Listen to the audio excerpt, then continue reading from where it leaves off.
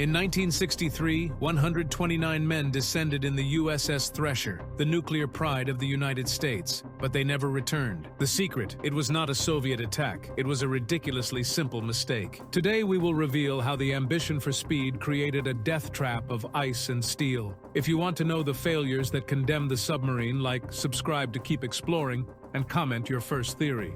The truth about the avoidable disaster starts now. At the height of the Cold War, the arms race was not only fought on the frozen steppes and stratospheric skies.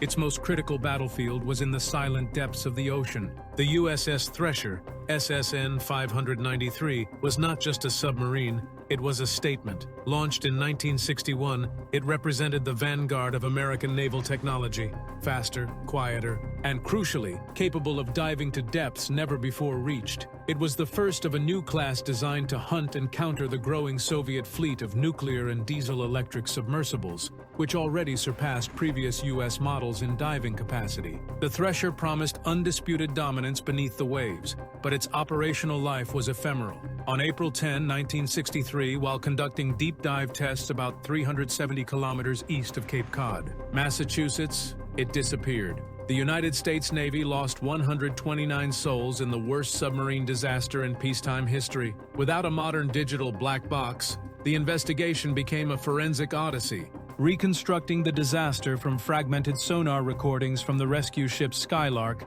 and an exhaustive analysis of the wreckage. The popular, often comforting premise suggested a single catastrophic failure, perhaps a sudden hull implosion or an uncontrollable explosion. However, upon decoding the black box through the commissions of inquiry, the results were worse than expected. What was revealed was not a simple technical failure, but a network of systemic errors, engineering compromises, and human failures that made the sinking of the Thresher, in retrospect, tragically avoidable. To understand the magnitude of the disaster, one must first appreciate the revolution that the Thresher represented.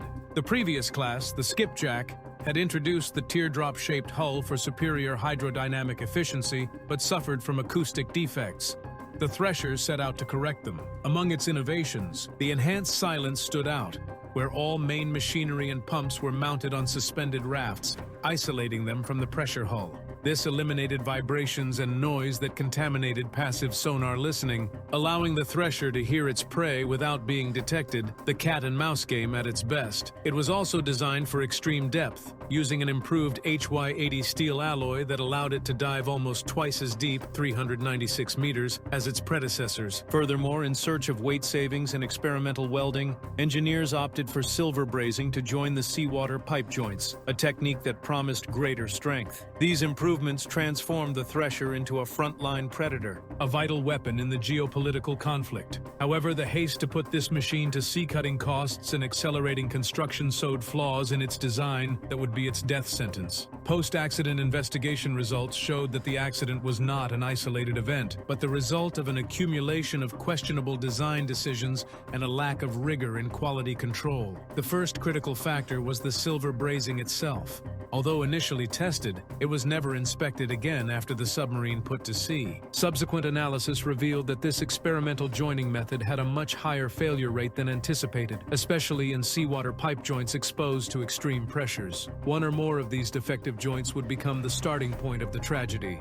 The second and most terrifying finding was the failure in the emergency blow system. This is the fundamental lifeline for an emergency and deep dive. The problem lay in a design inconsistency that perfectly illustrates the haste and cost savings. The new air system could produce a pressure of 4,500 psi, but the manifolds and pipes from previous classes were maintained, which could only withstand 3,000 psi. To compensate, pressure reducers and conical filters were added. The terminal failure was one of pure physics. Upon descending, the compressed air at 4,500 psi, when passing through the valves and reducers, expanded violently, causing instantaneous overcooling that formed frost and ice. This ice clogged the filters and flow paths, preventing air from reaching the tanks. The emergency blow system not only failed, but was designed to fail precisely when it was most needed, at great depth. The Navy, in its rush to deploy the Thresher, never took this fatality into account. The fatal combination of these latent defects was put to the test on April 10, 1963.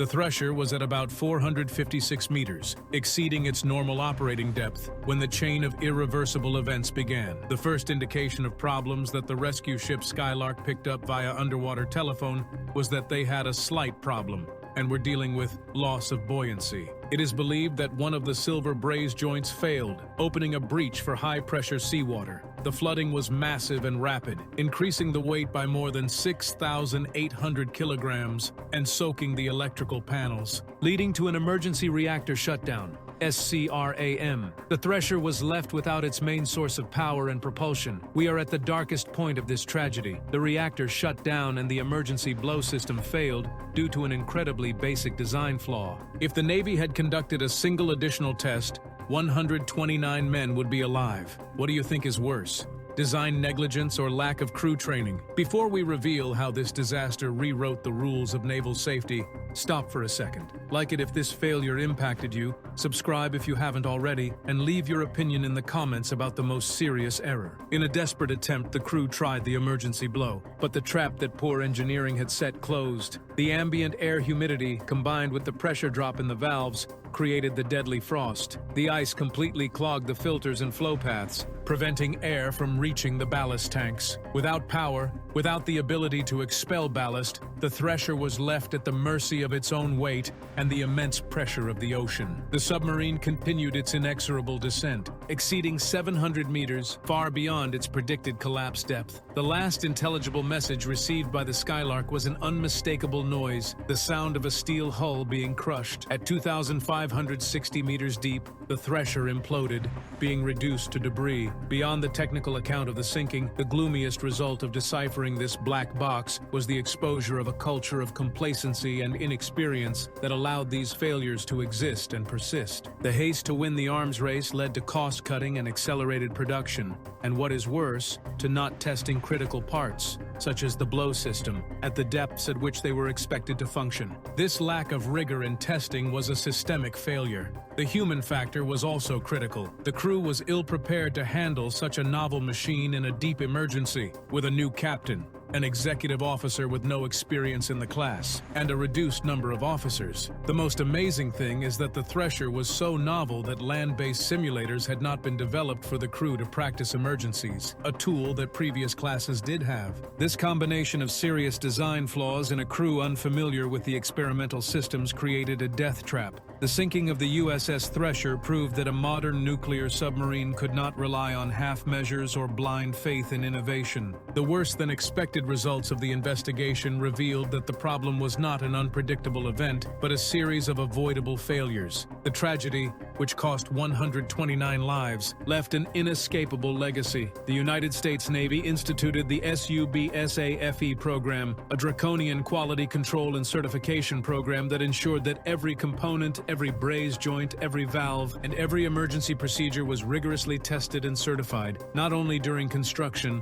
but throughout the entire lifespan of the vessel. Ironically, the SUBSAFE program was recommended to NASA by the Accident Investigation Board after the Challenger 1986 and Columbia 2003 shuttle tragedies, as an example of how an organization can restructure its culture to put safety and rigor above agenda and politics. The Thresher sank due to a lethal combination. Its sacrifice forged the safety standard that protects today's nuclear submariners. The sacrifice of the Thresher bequeathed us the SUBSAFE program, proof that the most costly lesson was learned. Now that you know the network of negligence and failures, what do you consider to be the most unforgivable engineering mistake? Leave your detailed analysis in the comments and let's discuss. Your opinion matters to us. If this story impacted you, support us by liking, sharing this video with your contacts, and don't forget to subscribe for more uncensored historical analysis.